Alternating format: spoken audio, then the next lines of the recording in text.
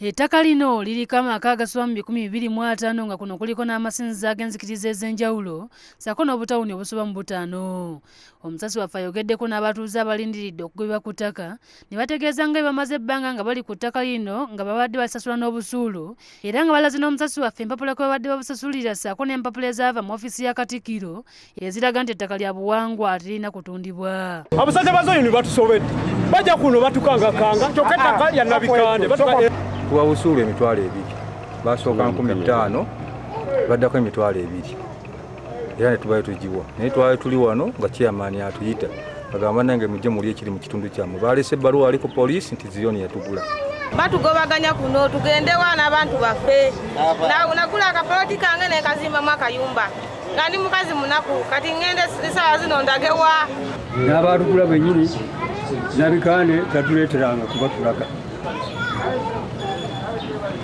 wano waliwo olukiiko olwatuula nga 22 omwezi ogwedde ogw'omunaana Nabikande yalimu n'abavudde Mengo baalimu ne babuuza Nabikande yagamba nze situndanga.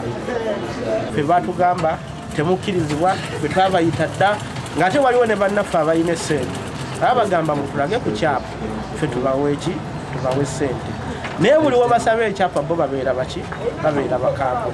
Omusasi waffe era atuukiridde Nabikande Norah Namatovu abadde tayagala kutunula mu kamera zaffe n'ab'omu maka ge ne bakkiriza nti ettaka kituufu baali kuba ebbeeyi kubanga si lya buwangwa nga yalisikira okuva ku kitaawo w'ennyonyi Ssebalijja eyali omulalo wa Ssekabaka Muteesa II nga n'obwa Nabikande bwe bwakoma ku Ssekabaka ono. Mu ngeri y'emu abatuuze abasoba mu 10 ku kyalo Bukaala mu ggombolola y'Ekibira mu disitulikiti y'e Rakai balagiddwa okwamuka ettaka eriweza yiika 240 omugagga Faustino Muleegezi lyagamba nti yaligula mu mwaka gwa 2007 nga leeta n'amagye kati ge galikuuma.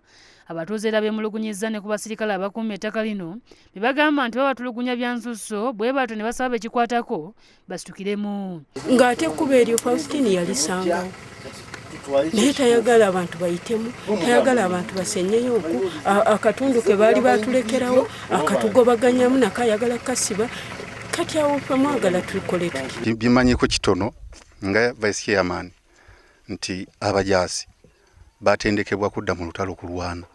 Poliisi eya Uganda bagitendeka kukuuma abantu na bintu byabwe. Kati lwembadde nsaba nti abajaasi badde mu barracks omugagga bamuwa abasirikale abapoliisi baba bajja betunawuliziganya nabo mu kitundu kyaffe bajje bakuume faamu ye. Ye omuduumizi wa poliisi mu disitulikiti y'e Rakai Twebaze Alex asambaza ebyokumanya ku magye agaayiriddwa mu kitundu kino n'ategeeza nti gye buvuddeko aliko abasirikale be yaggyako emmundu abaali bazze okutabangula ekitundu kye.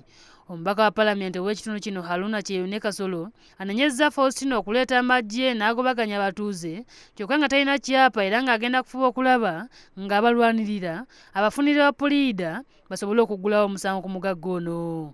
Wabula omugagga Faustino Mulengezi agamba nti amagye yagaleeta kukuuma ttaka lye n'ente ze kubanga abatuuze baali basussizza okuzibba era ng'atiisizza nti singa bamugobesa amagye ente ajja kuzisitula azitwale mu maka g'omubaka w'ekitundu kino. Nabasabira kukuuma faamu yange batema senyenje babba ente era bakuuma faamu musobole kufuna emirembe naye lulina lyesifuna mirembe.